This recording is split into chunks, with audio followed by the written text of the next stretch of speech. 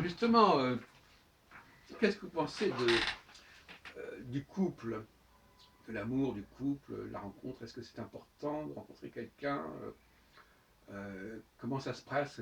Est-ce qu'on, les gens avec qui on vit, c'est karmique, c'est quoi? Il y a plein de cas différents, effectivement, ça peut être karmique. De toute façon, chaque être humain est au centre d'une espèce de matrice, en quelque sorte, de rencontres des personnes. On attire magnétiquement les rencontres, les Oui. gens avec qui on va Mhm. s'entendre ou ne pas s'entendre. Forcément que c'est quelque chose d'énergétique et qui vient de notre histoire et de notre passé. Simplement, voilà, la part de libre arbitre est importante aussi. On a le droit Mhm. de diversifier la façon de rencontrer les gens. Elle est aussi façon de la façon dont on va vivre et des opportunités de rencontres que l'on va se créer. Après, est-ce qu'il faut qu'on vienne vivre en couple ou pas, ça chacun doit, en fait. Mhm. Chacun doit faire son expérience. Moi, je suis pour la liberté totale, chacun doit. Il y a des vies pour vivre seul, il y a des vies pour élever des enfants, il y a des vies pour vivre en couple. Voilà, chacun doit. Mais alors finalement, quand même, est-ce que ça veut dire que c'est quand même la rencontre entre deux êtres de sexes différents? A priori, enfin en général. Oui, et alors, enfin, je veux dire, Est-ce que ça veut dire qu'il y a il y a une complémentarité entre l'homme et la femme? Est-ce que vous ah, avez... le monde entier, enfin la création de c'est l'univers, binaire, quelque sorte. la création de l'univers, elle provient de la séparation de paires d'opposés, Voilà. matière-antimatière. Donc Mm. tout est basé, toute l'électricité, toute la mécanique de fonctionnement de l'univers, elle est basée sur l'alternance entre l'attraction et la répulsion Mm. entre ces paires d'opposés. Alors effectivement, une, le masculin-féminin, il est calqué sur cette paire d'opposés, de la même façon que le jour et la nuit, ou Mm. le noir et le Mm. blanc. Il y a quelque chose à voir Mm. avec cette paire d'opposés. Alors effectivement, je pense qu'énergétiquement, il y a une constitution féminine et une constitution masculine qui est différente Oui. en fonction de la biologie et en fonction alors que ça soit structurel ou conditionnement par Ah notre oui, éducation. Il y théorie a du les deux. genre, etc. Voilà, oui, il y a les deux, Mm. bien sûr. Oui. Après, qu'est-ce qu'on fait avec ça? Il faut que chacun apporte ses réponses. En fait, chaque être humain doit se poser la question au centre de notre qui suis-je, où vais-je et qu'est-ce que je fais avec les choses qui constituent mon histoire. On ne Mm. peut pas faire l'économie de ce questionnement. Ou alors, si on l'évacue, on le retrouvera dans la vie suivante. Enfin, à un moment donné, Oui. Mm. voilà, c'est quelque chose qui devrait être au centre de la préoccupation de tout être humain qui travaille qui prend en charge sa propre évolution spirituelle. Alors justement, cette dualité, comment vous la décrivez par rapport au masculin et féminin? Comme une complémentarité et comme Mais quelque chose oui, oui. qui est nécessaire ou pas. En fait, chacun doit apporter ses propres réponses. Mm. Bon, pour ma part, j'ai apporté les réponses qui m'ont convenu au fil du temps, qui n'ont Mm. pas toujours été les mêmes. J'ai Ah. changé, voilà. Mais ça c'est quelque chose qui a trait à notre histoire personnelle. Actuellement, ce que je déplore, c'est que la vie de couple telle qu'elle est Mm. conditionnée, si vous voulez, Mm. par notre civilisation, telle qu'elle est rêvée par Mm. la majorité d'être des êtres humains qui pensent un peu et Mm. qui nous conditionnent avec les films à la télé, etc. Il y a un impact, ça donne une image que les gens essayent de suivre après.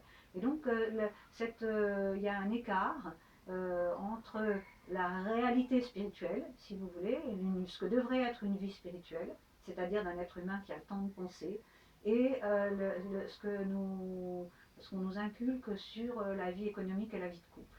Mm. Parce qu'on a des conditionnements, on doit aller travailler, on doit vivre sa vie de couple d'une certaine façon. Les jeunes se rencontrent autour de l'alcool, par exemple. Et Ça, oui. c'est un Ou de la conditionnement, drogue, oui. ou de Oui. la drogue, c'est un conditionnement. Il y a des choses, l'alcool, moi je suis catastrophée de voir à quel point les jeunes actuellement, beaucoup, pas tous, sont incapables de faire la fête sans alcool. Oui, c'est un peu à l'américaine, en fait. Oui, mais Mm. enfin, Pour moi, c'est bien sûr que l'alcool, je sais qu'est-ce que C'est vrai pour ça les va enfants de désinhiber. Mais votre partenaire, là, mon compagnon, oui. il a ce problème avec ses gosses?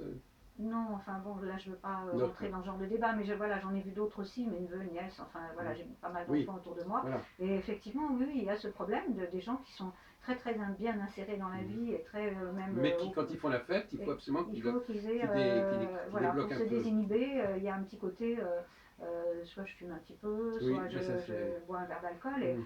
avec des gens qui sont pas dans les couches basses Non, de même la pas. population, Ouais, vous ouais. voyez, Mm. qui sont au contraire. Donc bon, je trouve ça un peu triste. Vous voyez, Qu'est-ce que ça vous, m'attriste. qu'est-ce que vous, alors un autre aspect, ce qui m'intéresse, qu'est-ce que vous pensez? Est-ce que vous êtes d'accord pour une sorte de revenu universel, par exemple, des choses comme ça, au niveau social? Ah bah, je Quelle est pense votre que conception de la politique sociale? Les gens qui reçoivent des allocations, est-ce qu'il devrait y avoir une contrepartie? Enfin, qu'est-ce que vous pensez de tout ça? je pense que fondamentalement, tout être humain qui naît sur cette planète a droit, de par son droit de naissance, accès à certaines ressources de la planète. Mm. Et donc, voilà. Après, si on veut plus, bah, effectivement, là, on fait quelque chose pour avoir plus. Mais fondamentalement, Un minimum. un minimum. Et on ne pourra. Alors, les économistes comme Jean Ziegler, etc., ou d'autres, Piketty, ont calculé Mm. l'équivalent de ce minimum, c'est en gros à peu près 1 500 € actuellement. Ah oui.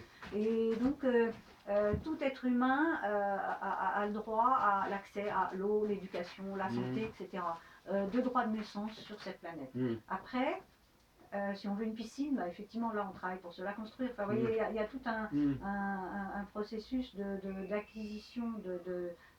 On ne devrait pas avoir à galérer autant pour pouvoir se loger correctement. Mm. C'est une aberration. Mais alors, il faut encore qu'avoir les moyens de payer tous ces gens-là. Mais on a les moyens. Le système économique, il est actuellement. Mm. Il passe où l'argent? C'est des zéros sur des comptes, mais il faut les utiliser. Mm. Vous voyez, il y a actuellement la majorité de l'argent qui a été généré sur cette planète, il est sur les comptes de gens qui ne l'utilisent pas, il n'est pas Mm. utilisé. Mm. C'est aberrant. Mm. Il devrait y avoir, on sait bien que la redistribution, les modèles économiques ont échoué dans ce sens où la circulation de l'argent, de l'énergie, en fait, c'est de l'énergie, l'argent, c'est tout. La circulation ne se fait pas. C'est un petit peu comme si le corps social, il était. On avait mis un garrot, vous voyez, pour empêcher la circulation. Est-ce qu'on peut dire que vous êtes quelqu'un qui a une sensibilité de gauche, par exemple? Écoutez, pour moi, gauche-droite, ça ne veut pas dire grand-chose. Alors si, la seule chose que je verrais comme définition gauche-droite, c'est est-ce que l'État est au service des gens ou est-ce que les gens sont au service de l'État? Mm. Moi, je pense que fondamentalement, l'État est au service des gens. Alors, Mm. vu comme ça, effectivement, je suis de gauche. D'accord, oui.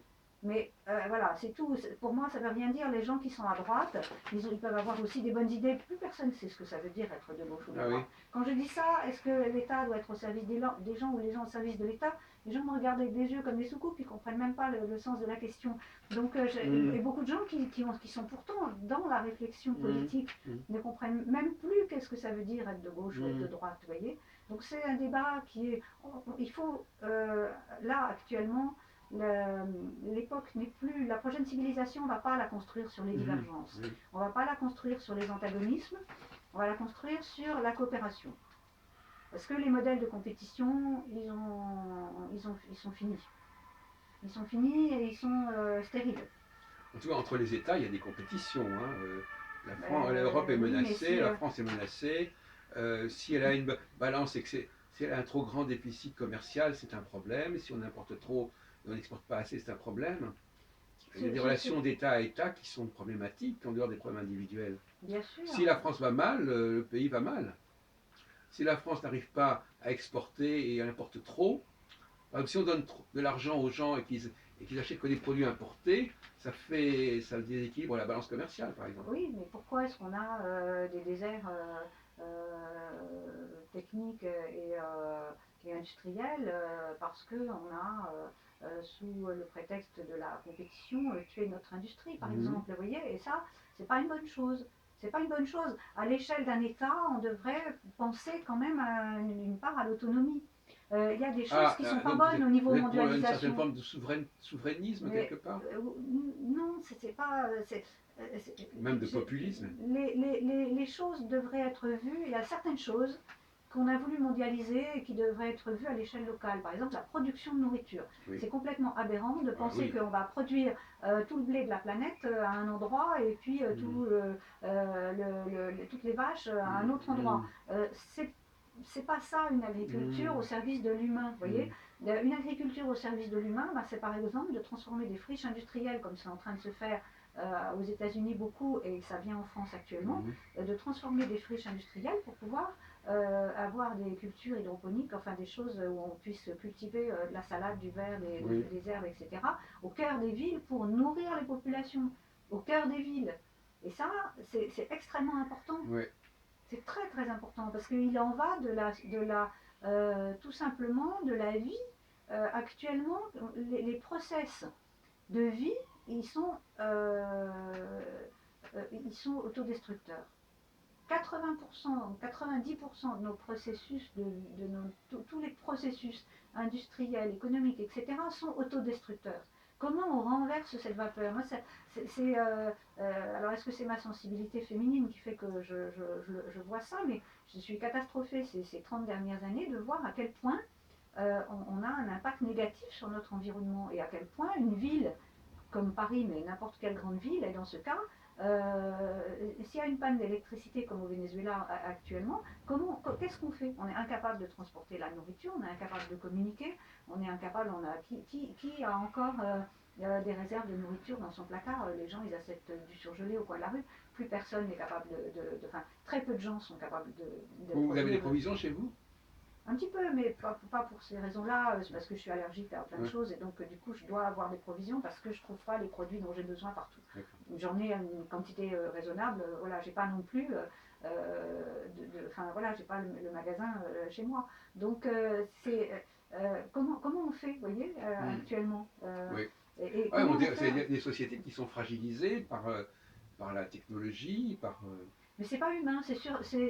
En plus, pour moi, qu'est-ce que c'est qu'être humain? En fait, ça serait participer à notre environnement. Quand on mange des choses qui viennent d'un congélateur et qu'on ne mange que ça pendant plusieurs années, la construction de nos corps, on construit nos corps avec ce que l'on mange, ce que l'on pense, ce que l'on respire. Et donc, si le processus, si on est sorti du règne de la nature, en fait, on s'est coupé de la nature et on construit nos corps avec des choses qui ne sont même pas de la nourriture. Et cela Au dit, sens. que pensez-vous de la consommation de viande? Quelle est votre position à ce sujet, Françoise Méral? Il faut à un moment donné, ça va aller dans l'air du temps. C'est dans l'air du temps que les gens ils en consomment de moins en moins. Après, combien de temps ça prendra, j'en sais rien. Parce qu'après, chacun est libre. Voilà. Il ne s'agit pas du jour au lendemain d'arrêter d'en consommer. C'est ce que j'ai fait, mais je ne le conseille pas à tout le monde. À un moment donné, à 20 ans, j'ai visité un élevage de poulets en batterie, j'avais 18 ans, et j'ai dit, oh, mais je ne cautionne pas. Je cautionne pas. Donc du jour au lendemain, j'ai arrêté d'en manger, et puis j'ai vu que je pouvais vivre. Et ça continue depuis? Bah oui. Oui, depuis l'âge de 18 ans, j'ai pas mangé un morceau de viande et j'ai pas envie. Et je vis très, et le poisson, c'est pareil? Oui, le poisson, c'est pareil. Les œufs, le lait? Le poisson, c'est un peu différent. Non, je mange du miel, je prends des chaussures en cuir. Voilà, et puis les étiquettes, j'aime pas. Donc voilà. Ceci dit, dans un avion, je prends même pas le repas vegan parce qu'on va avoir plein de choses avec du tofu et machin qui pour moi sont pas mieux. Donc, non, en fait, la base de l'alimentation de l'être humain, c'est quoi? Des fruits, des légumes, des graines, des noix. Après, si on a l'habitude de manger de la viande, eh ben, il faut en manger un petit peu. Après, est-ce qu'on doit faire souffrir les animaux pour pouvoir en manger? Ça, c'est bien sûr qu'il y a des abus. Et donc là, je ne peux pas cautionner les abus, voyez. Donc sous prétexte de nourrir l'humanité, la souffrance qu'on inflige aux animaux, pour moi, elle est inadmissible. Qu'est-ce que vous pensez de l'euthanasie? Ça devrait être réglé au cas par cas. Simplement, à un moment donné, quand la personne elle demande le droit de sortir, on devrait lui accorder d'abord. Et ensuite, quand l'être quand il n'y a plus que la coquille vide, que l'esprit n'est plus là, alors pour l'instant on ne sait pas encore vraiment détecter Il y a tellement de gens qui sont maintenus en artificiel et avec Ben oui, un acharnement un thérapeutique. acharnement thérapeutique, et ça, c'est pas bon. Oui, C'est c'est pas ça. bon, il faut laisser les gens s'en aller. Et puis Oui. voilà, l'esprit, il est immortel, donc il reviendra. Mm. Donc il faut au contraire libérer l'esprit pour qu'il puisse se réincarner et se détacher du corps et rendre le corps. C'est une prison, en fait, vu comme ça, le corps, vous voyez. Les gens qui sont revenus d'un coma ou moi j'ai fait une expérience comme ça au retour d'une anesthésie. Bon, et donc j'ai la conscience hors du corps, je l'ai vécu plusieurs fois dans ma vie, et donc je sais que le corps c'est un habit. Ouais. Voilà, et donc à un moment donné, l'être qui s'en va, et on lui rend, il est libre aussi. Donc il ne faut pas chercher à prolonger indéfiniment son âge. Non. Non, c'est pas une bonne chose. Et alors, qu'est-ce que vous pensez inversement de l'avortement ou de la contraception, enfin peu importe. Bah, une bonne contraception est toujours préférable, c'est toujours préférable de faire avant, mais ceci dit, quand l'avortement, quand la personne, elle veut, si elle n'est pas en mesure d'élever son enfant, Et qu'est-ce que vous pensez de la gestation pour autrui? C'est pas forcément une bonne chose non plus. Après, voilà, chacun voit midi à sa porte. Je pense pas que ce soit des choses qu'il faille soutenir collectivement, vous voyez. Après, si les gens ont envie Pour moi, c'est un peu comme acheter un enfant, vous voyez. C'est pas... L'adoption. Il y a eu des problèmes en Angleterre avec les adoptions. On a enlevé des enfants d'une façon forcés à leurs parents sous prétexte qu'ils n'étaient pas capables de les adopter, tout ça pour fournir le réseau d'adoption. Et ça, c'est des choses qui sont... chaque pays a ses... de par son histoire culturelle, a généré des monstruosités. Et donc, c'est pas bon, ni ce qui a été, ni les monstruosités anglaises, ni les monstruosités françaises ne sont des bonnes choses à pérenniser. Vous voyez, à un moment donné, tout excès et quelque chose qui ne devrait pas être... voilà, je pense que chacun voit midi à sa porte, simplement. Quand on regarde la gestation pour autrui actuellement, on s'aperçoit qu'il y a quand même un problème qui se pose et que l'on ne soulève pas, qui est les médicaments anti-rejet que doit prendre la mère porteuse. Et qui sont des médicaments qui sont extrêmement nocifs pour la santé et que qu'on le veuille ou non, le système immunitaire, il en prend un coup. Et donc on ne le voit pas tout de suite. Donc les mères qui disent, parce qu'aux États-Unis, il y a une grande idéologie de dire, bah oui, mais je fais ça pour rendre service. Bon, bah, et elles sont payées aussi. Elles sont payées, mais après elles disent, il y en a qui disent, bah oui, mais je fais pas ça pour l'argent, je fais ça aussi pour rendre service. Et je comprends qu'elles ont peut-être cet idéal derrière. Pour vous, le service est important, le service. Mais oui, parce que, comment on restitue aux autres, à la nature. Donc je comprends cette idée de... Simplement, peut-être qu'il y aurait d'autres façons de rendre service que de se détruire la santé en prenant des médicaments anti-rejet pour porter l'enfant d'un autre. Enfin, vous voyez, pour moi, c'est pas cohérent. Il y a quelque chose de pas correct là. Alors, on va en revenir quand même à cette période actuelle où vous êtes, hein, de ce mouvement que vous suivez et de ces attentes. Alors qu'est-ce qu'on attend comme changement majeur alors il y a tout ça. Moi j'ai suivi ça comme depuis quelques temps, le jour de la déclaration. Alors Benjamin Crème effectivement a donné un certain nombre d'informations puisqu'il était en contact avec un maître directement. Et donc après c'est à chacun de faire l'expérience, est-ce qu'on y croit, est-ce qu'on n'y croit pas. Pour moi, il y a vraiment un maître derrière les enseignements qui ont été donnés à Benjamin Crème. J'en ai fait l'expérience intime, donc je ne peux pas nier que j'ai fait cette expérience. Donc si je suis consciente, cohérente avec moi-même, je suis obligée d'en tenir compte. Donc cette information qui a été donnée, avec laquelle on peut être d'accord ou pas, elle donne un certain nombre de directions pour la construction de la nouvelle civilisation. Et donc le partage des ressources de la terre, le partage de l'éducation, en fait l'information qui a été donnée à Benjamin Crème, elle concerne tout ce qu'on devrait faire pour vivre ensemble comme des êtres humains parfaits. Oui. C'est-à-dire arrêter de se faire la guerre, arrêter de se tirer dessus, arrêter de... vous voyez, donc des choses qui sont... pourquoi est-ce qu'on s'autodétruit tout le temps? Pourquoi est-ce qu'on se fait la guerre? Qu'est-ce qu'il y a derrière la guerre? C'est quelque chose... pour moi, c'est une interrogation à laquelle j'ai pas encore de réponse. Je regardais ces jours-ci à la télévision un documentaire sur la Grande Muraille de Chine. Et donc ce documentaire, évidemment, parlait des grandes invasions et des hordes de Mongols, de Chinois, etc., qui sont passés par autour de la Grande Muraille, enfin, et qui se faisaient la guerre. Et c'est toujours un étonnement pour moi de voir à quel point, au fil des siècles, les humains ont été violents avec les autres. Et qu'est-ce que ça veut dire des hordes de cavaliers qui se battent pour conquérir un territoire? Quel est le sens que ça a du point de vue cosmique? Enfin, pour moi, c'est un mystère. J'ai pas de réponse à ça, c'est un mystère. Attendez, ça n'a pas de sens. Là, finalement, ce qui pourrait se produire, c'est quelque chose qui va être imposé à l'humanité ou qui va dépendre de l'humanité? On a l'impression quand même que c'est une intervention qui va modifier la conscience des gens, non? Rien n'est imposé. Rien n'est imposé. C'est ça que j'arrive pas à comprendre exactement. Par rapport au jour de déclaration. Non, enfin, je veux dire, est-ce que ces changements vont être imposés?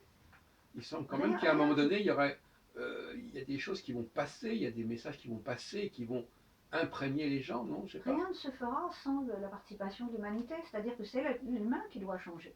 Aucun changement ne se fera uniquement par les maîtres. Alors les pourquoi, maîtres pourquoi dans ce cas-là on annonce que les choses vont bientôt changer? Parce que l'être humain, il est au bout d'un cul-de-sac, on est au bout d'un processus. On sait bien que notre civilisation, elle est condamnée. On est au bout d'un processus, on a trop les plastiques dans les océans, etc. On est en train de crever sous nos déchets.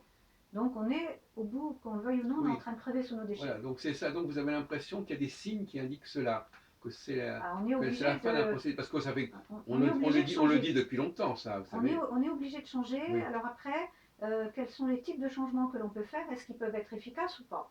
Si on essaye de changer tout seul en comptant sur la science et sur la technologie, on est dans un cul-de-sac parce qu'on est trop avancé sur la destruction et notre technologie, elle n'est pas capable de nous sortir de cette ornière.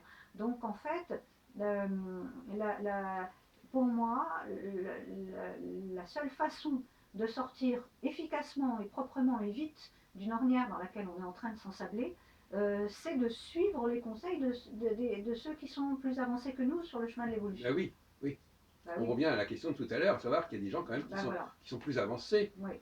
Hein, qui peuvent, donc il n'y a pas d'égalité à ce moment-là, vraiment. Il y a quand même des gens qui sont plus capables de gouverner que d'autres ou de guider que d'autres. Moi je ne vois pas ça en termes de gouvernance, je vois ça en termes de guidance. Après, l'être humain, il a son libre arbitre, il fait ou il ne fait pas. Il fait ou il ne fait pas. Beaucoup d'hommes politiques, ces 50 dernières années, ont eu accès aux informations sur les maîtres. Ah oui. Et ils n'en ont pas tenu compte. Bush n'en a pas tenu compte. Il était informé. Ah ben oui, en 2001, les conseils de la hiérarchie étaient complètement à l'envers de ce qui a été fait. Donc la hiérarchie qui avait pris contact avec le président américain a donné a dit ben voilà, le mieux ça serait de faire comme ça, comme ça, comme ça, et le président américain a fait le contraire. Donc voilà, rien ne nous est imposé. L'être humain, il a toujours son libre arbitre. Après, on voit bien que 20 ans après, on est dans un cul-de-sac sur ce plan-là, on n'a pas restauré la stabilité mondiale, qu'il y a des guerres partout, et qu'au contraire, on a déstabilisé, on a favorisé le terrorisme en déclarant la guerre au terrorisme, on a favorisé le terrorisme parce qu'il se nourrit du terreau de la guerre et de l'injustice. Donc voilà, la seule façon de mettre fin au terrorisme, c'est le revenu universel. Oui, on en revient à ça. Ben oui, c'est la seule façon. C'est parce que les gens, c'est ça qui les pousse, de ne pas avoir les moyens de vivre décemment. Bien sûr. Oui, c'est ce que certaines personnes pensent, qu'il faut d'abord apporter un certain bien-être matériel et qu'il y aura moins de gens. Pour moi, on retombe aussi sur les gilets jaunes. Il faut satisfaire les besoins des gens. Après, la notion de bien-être, c'est quelque chose qui va au-delà. C'est quoi les besoins? Les besoins primaires, les besoins fondamentaux, en fait. Et donc ces besoins fondamentaux, effectivement, un être qui, pour moi, 80% de la violence mondiale, j'ai pas dit tout, parce qu'il y a une partie de violence qui vient aussi d'ailleurs, mais 80% de la violence mondiale est générée par le fait que euh, certains êtres, enfin, très peu d'êtres humains ont accès aux fondamentaux. Satisfaire ces besoins fondamentaux, c'est réservé à une toute petite population sur la planète. Oui. Et ça, même en France, en France, beaucoup de gens n'ont pas accès à la satisfaction de leurs besoins fondamentaux. Et ça, c'est alors qu'on est dans un pays dit civilisé. Beaucoup de gens n'ont pas accès à la culture, beaucoup de gens n'ont pas accès au transport, n'ont plus accès à une administration décente. Vous voyez, donc la fermeture des administrations dans les campagnes, bah, c'est évident que ça peut. Moi, je suis même étonnée que ça n'ait pas claqué plus tôt. Vous voyez, parce que c'est d'une violence terrible. Donc finalement, voilà, donc vous voyez des signes de la fin d'un monde, la fin d'une. C'est ça. La fin de la violence d'une classe sociale sur une autre classe sociale, qu'on le veuille ou non, il y a plusieurs populations qui cohabitent sur cette planète. Ben oui. Et donc actuellement, moi, quand j'étais jeune, je me disais, bon ben voilà, il y a deux populations sur cette planète, il y a les moutons, puis il y a ceux qui les tondent. Et malheureusement, actuellement, ceux qui les tondent, ils ne se comportent pas comme des bergers, ils se comportent comme des loups. Et ça, voilà, donc c'était avec mon langage d'enfant, je voyais ça et je me disais, mais je suis où là? Où est-ce que je suis arrivée? J'avais l'impression d'atterrir dans un cauchemar, quoi. Et donc, voilà, bon, j'ai appris à voir aussi le bon côté des choses, à avoir accès, j'ai eu la chance d'avoir accès à une bibliothèque, à la culture, etc. Donc j'ai pu aussi voir le bon côté de l'humanité, heureusement, parce que sinon c'était désespérant. Et donc finalement, ce milieu, ce sont des gens que vous aimez bien, vous vous retrouvez avec ces personnes-là, le groupe dont vous parliez tout à l'heure, de méditation. J'ai rencontré là des gens qui avaient la même vision que moi, effectivement, par rapport à qu'est-ce que c'est que le service, qu'est-ce que c'est que l'humanité, qu'est-ce qu'on a envie de faire du peu de temps libre qu'on a et que notre système économique nous laisse. Parce qu'on est pris par les transports, la nécessité de la vie qui est compliquée, qui n'est pas simple actuellement. Et donc il faudra, dans la nouvelle civilisation, apprendre à simplifier. Parce que plus de loisirs. Pas... Ah bah oui, c'est clair. Oui, ben le loisir, c'est pas pour faire n'importe quoi, c'est pour découvrir qui on est. En fait, l'objectif de la culture, c'est de permettre à tout être humain de découvrir qui il est. En fait, qui suis-je? Est-ce que je peux me regarder dans le miroir et savoir quand est-ce qu'on est en cohérence entre ce que l'on dit, ce que l'on pense et ce que l'on fait? Peu d'êtres humains sont en cohérence avec eux-mêmes. Qu'est-ce que vous pensez par exemple de quelqu'un comme Michel Onfray, Françoise? Vous suivez parfois ces émissions, vous les captez? J'ai malheureusement pas beaucoup de temps. Sur ordinateur, vous n'arrivez pas à l'occasion. Des gens comme Éric Zemmour, comme Michel Onfray, comme Jacques Attali, comme Emmanuel Todd. Enfin, je sais pas, est-ce qu'il y a des personnages comme ça qui attirent votre attention, qui retiennent votre attention? Très peu actuellement parce que bon, malheureusement mon emploi du temps fait que j'ai pas beaucoup le temps et que je vais privilégier. Je suis quelqu'un plus d'une génération de l'écrit, j'ai toujours beaucoup lu, Oui. J'ai une boulimique de lecture. Il y a des écrits justement. Et donc voilà, donc au niveau médiatique, télévision, tout ça. Non, mais ces gens-là écrivent aussi. Oui, bien sûr, oui, je sais qu'il y a des livres.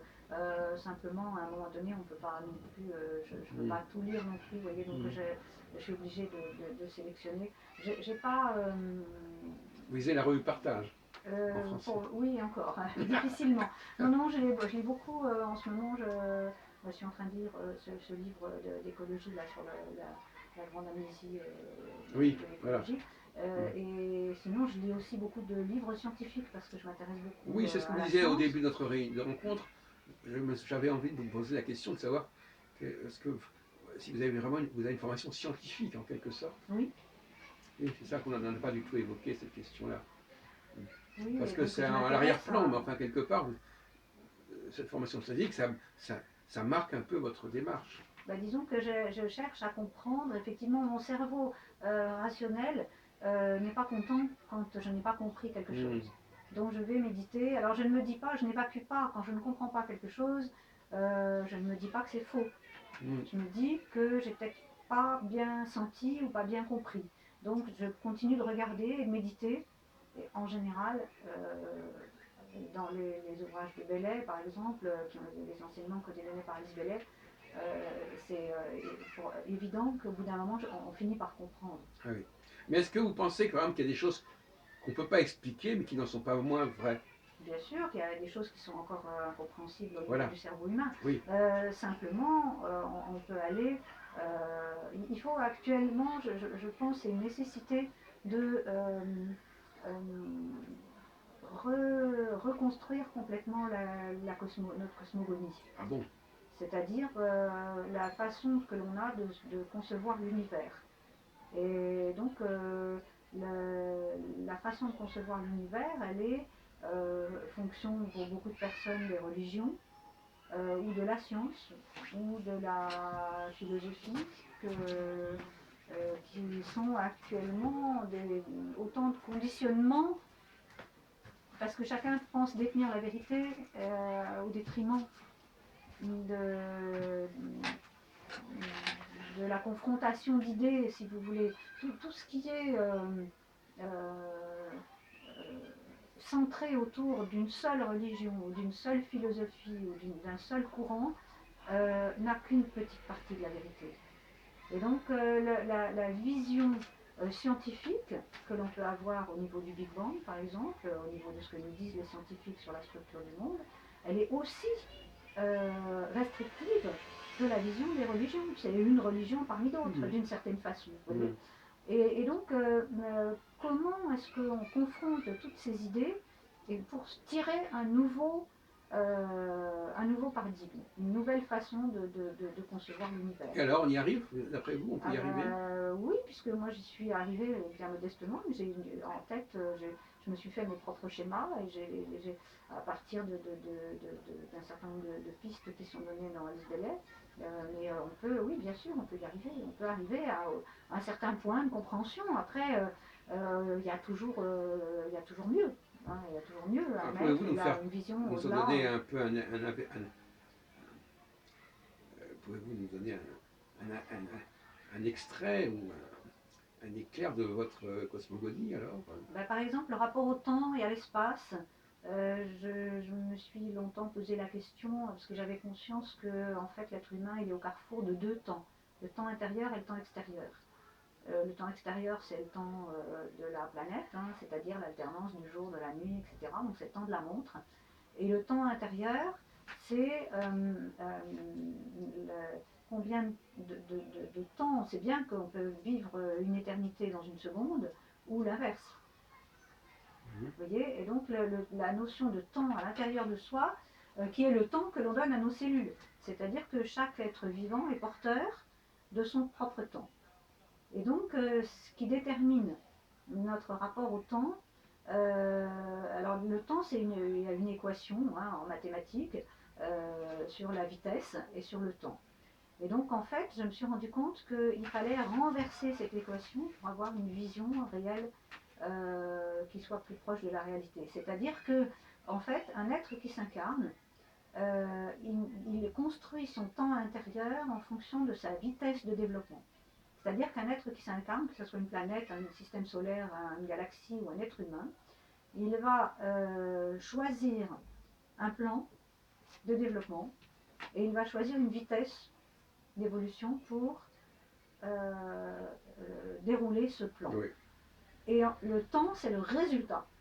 Donc le temps n'est pas un paramètre a priori, il est le résultat, donc il faut renverser l'équation mathématique. Le temps est le résultat de cette rencontre entre les choix qui sont faits par l'être à l'incarnation et la vitesse qui peut être plus ou moins rapide en fonction de ce que l'être a choisi. On peut choisir de gravir la montagne vite ou de suivre la route en lacet qui est, et c'est aussi respectable d'un côté que de l'autre, parce que ça dépend, la personne qui suit les méthodes lentes par la route en lacet, elle va emmener ses corps pour spiritualiser la matière, elle va respecter l'évolution de la matière de ses corps, que la personne qui fait le choix d'aller vite, elle va quelque part, à un moment donné, peut-être brutaliser. Il y a enfin, vous voyez, ce sont des choix qui sont conditionnants. Chaque être est porteur de ses propres décisions et des propres conséquences qui vont en découler.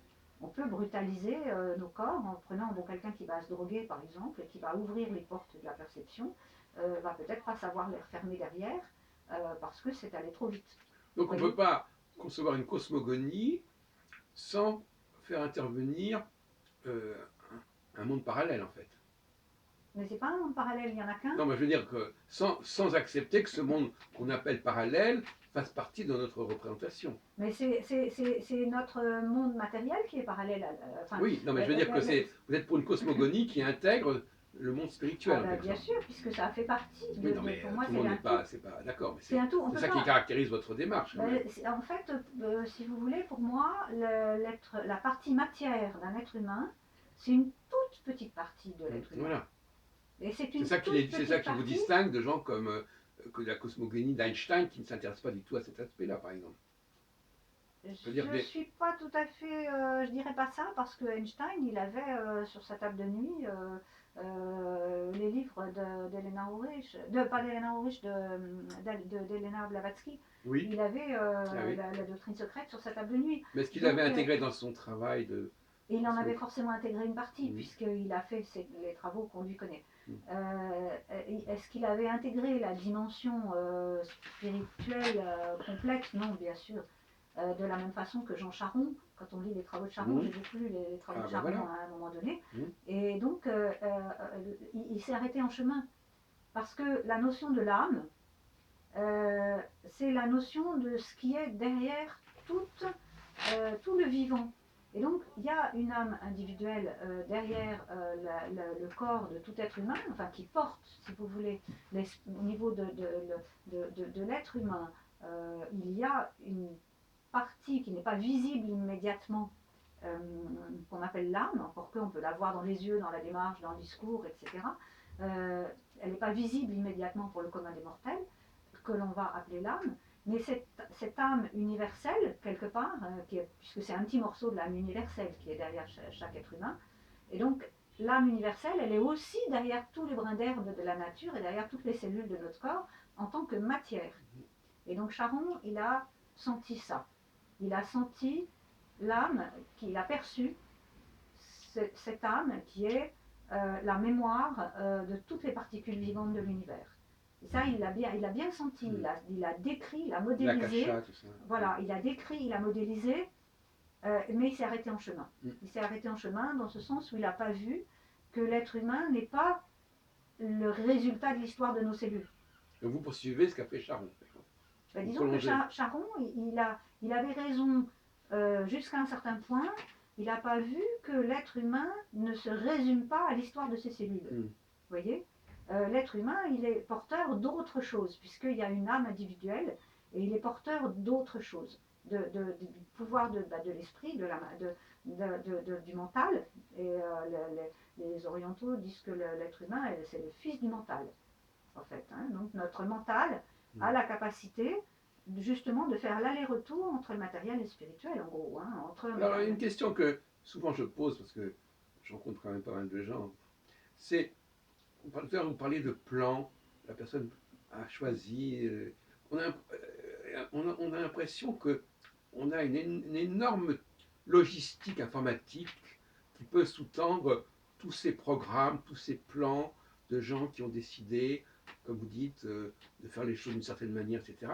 Est-ce que vous arrivez à imaginer la complexité des structures de gouvernance que ça implique pour gérer tout ce qui se décide sur ces milliards de personnes qui se sont réincarnées et qui ont chacune leur propre feuille de route?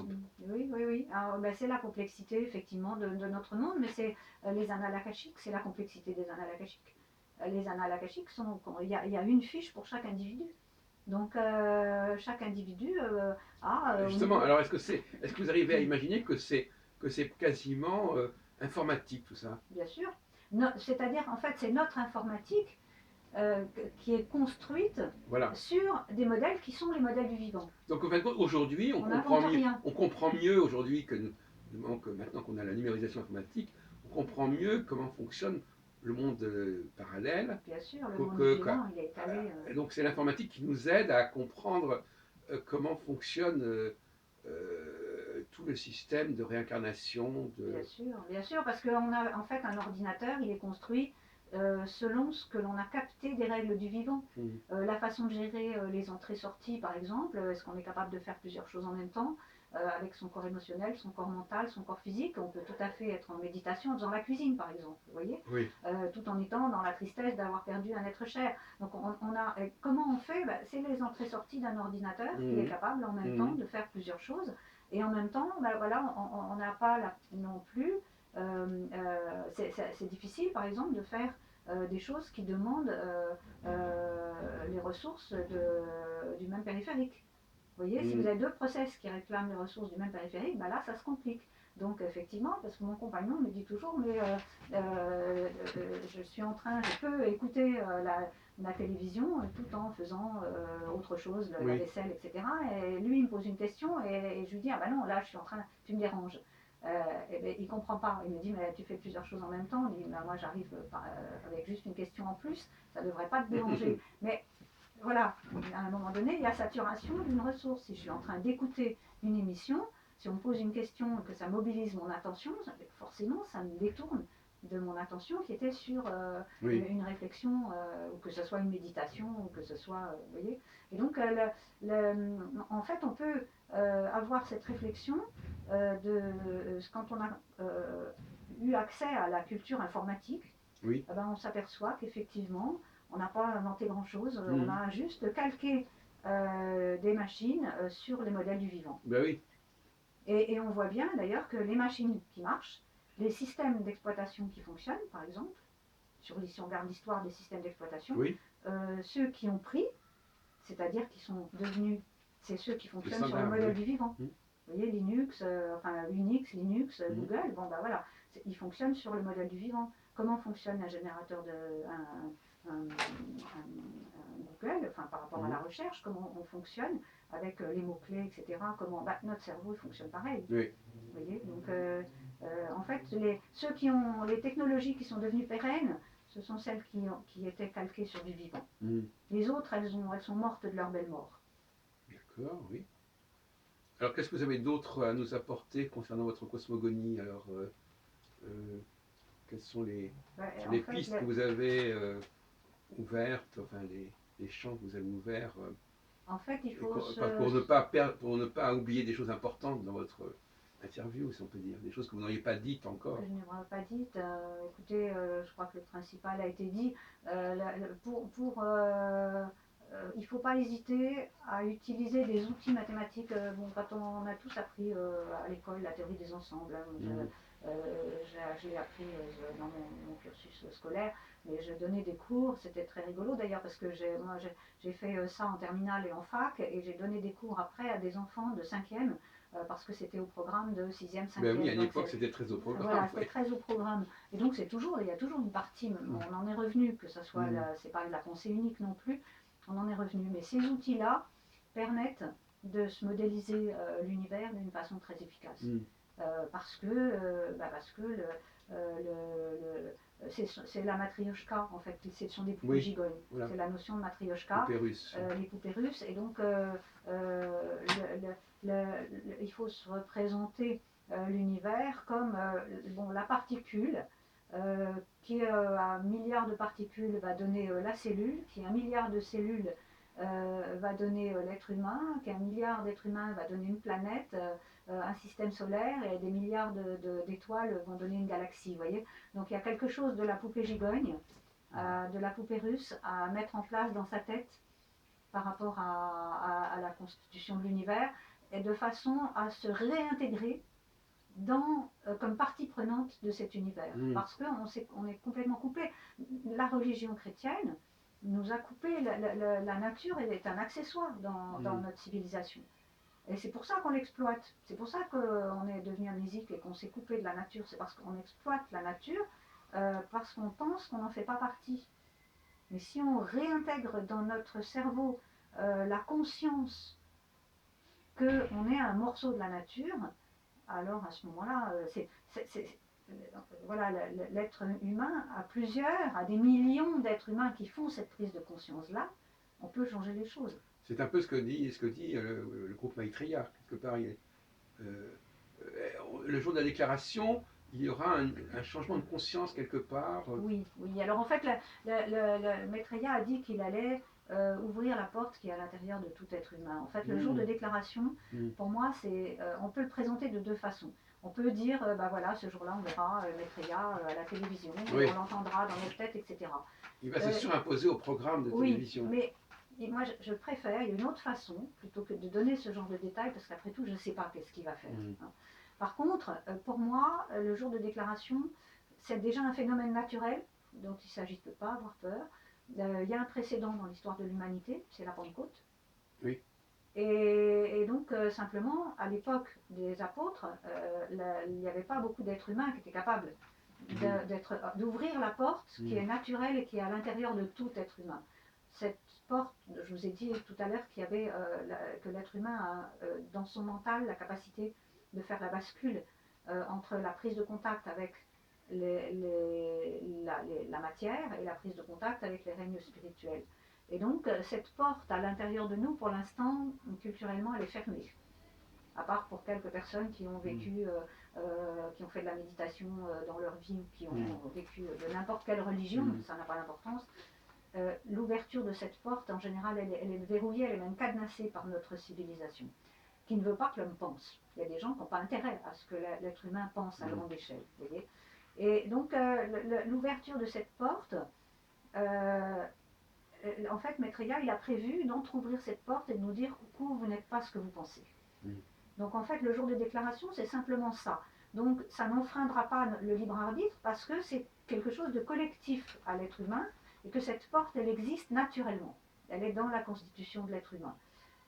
Après, la réponse qu'on apportera à ce fait, ça fait partie de notre libre arbitre. C'est-à-dire qu'il y a des gens qui vont se dire à ce moment-là « Ah, mais je ne suis pas qu'un être de matière, je suis aussi une partie spirituelle, et qu'est-ce que je fais pour nourrir cette spiritualité ?» Et ça, c'est quelque chose qui peut fondamentalement changer le rapport de l'homme à la planète. Et puis d'autres se diront ah ben non, je me dépêche de fermer cette porte, je ne veux pas en entendre parler et je veux rester focusé sur la matière. Et ça, c'est chaque être humain qui va apporter sa propre réponse. Et là-dessus, il n'enfreindra pas notre libre arbitre. Il se trouve que collectivement, moi je pense et j'espère que beaucoup d'êtres humains ne fermeront pas la porte. Parce qu'on est des êtres humains. Et qu'être un être humain, c'est justement être au milieu du pont. L'homme est un pont. On est le pont, on est au milieu. Et être au milieu, ça veut dire avoir les portes ouvertes des deux côtés. Et donc si on ferme une des portes, on n'est plus un être humain. Donc pour moi, c'est vital de retrouver cette sensation, parce que c'est quelque chose de ressenti. La méditation, c'est quelque chose de physique. C'est quelque chose de... Vous appelez la méditation, vous parlez spécialement de la méditation pratiquée... De transmission, mais n'importe quelle méditation a pour objet de mettre en contact l'âme et le cerveau. Après, avec une méthode plus ou moins scientifique, plus ou moins efficace, la méthode de la méditation de transmission est extrêmement efficace parce que on accepte la guidance d'un maître, donc en faisant ça. Donc forcément, on ne peut pas faire plus efficace. Après, n'importe quelle méthode de méditation a pour objectif aussi de mettre en contact l'âme et le cerveau. Simplement, est-ce qu'on veut aller vite ou pas? En fait, c'est à chacun de choisir sa méthode. On peut culturellement choisir une autre méthode. Et rien n'empêche de faire cette forme de méditation. Ça n'empêche pas d'en faire une autre à côté. Qu'est-ce que vous pensez, Françoise, justement des procédés qui sont utilisés parfois pour connecter des plans différents, par exemple comme le tarot, par exemple. Des gens qui tirent les cartes en pensant que ça permet de communiquer avec une autre dimension du moi, etc. C'est une façon de matérialiser quelque chose dont, en fait, on pourrait faire la même chose avec notre cerveau. en fait. Le cerveau de l'être humain, le meilleur outil, hein, dans les livres d'Elena Rorich, il y a une petite phrase qui dit le meilleur outil est caché dans le cerveau. Oui.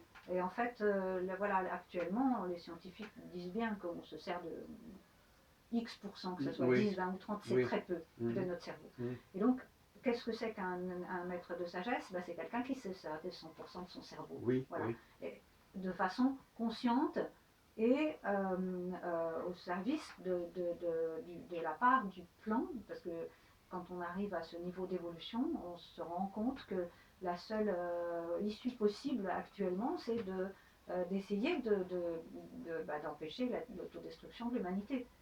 Donc les maîtres, ils essayent, ils viennent aussi pour ça, aussi, vous voyez, pour essayer de nous dire, attention, là, vous êtes, il y a danger, donc si vous voulez continuer à exister dans 100 ans ou dans 150 ans, il faut peut-être faire un certain nombre de choses dès maintenant, parce que c'est dangereux, vous voyez. Et donc, moi je pense que toutes les civilisations, toutes les planètes de l'univers sont habitées, et qu'à un moment donné, toutes les humanités qui ont habité ces planètes, qui habitent ces planètes, se trouvent confrontées au développement de l'intelligence. Et que soit on développe la sagesse en même temps que l'intelligence, et auquel cas on peut avancer sur le chemin de la conscience et de l'évolution, soit on développe que l'intelligence et la technologie et pas la sagesse, et auquel cas on s'autodétruit. Et que ça, c'est une règle dans l'univers. On n'ira pas sur les autres planètes si on n'est pas capable de s'autogérer correctement. On ne peut pas penser, on n'ira pas on ne se déplacera pas dans l'univers si on n'est pas capable de faire la paix avec nos semblables. Justement, à ce propos, Madame Méral, est-ce qu'il peut y avoir des interventions d'une civilisation, d'une planète sur une autre planète, par exemple? Bien sûr, et heureusement qu'il y en a. Heureusement qu'on est aidé.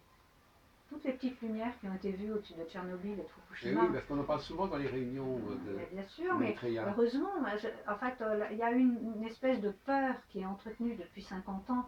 Sur les soucoupes volantes, ça? Oui, parce que Churchill et enfin, voilà, un certain nombre de personnes après la guerre ont eu accès à ces informations-là et ont pensé que l'humanité n'était pas prête. Et donc après, aux États-Unis, il y a eu une culture de la peur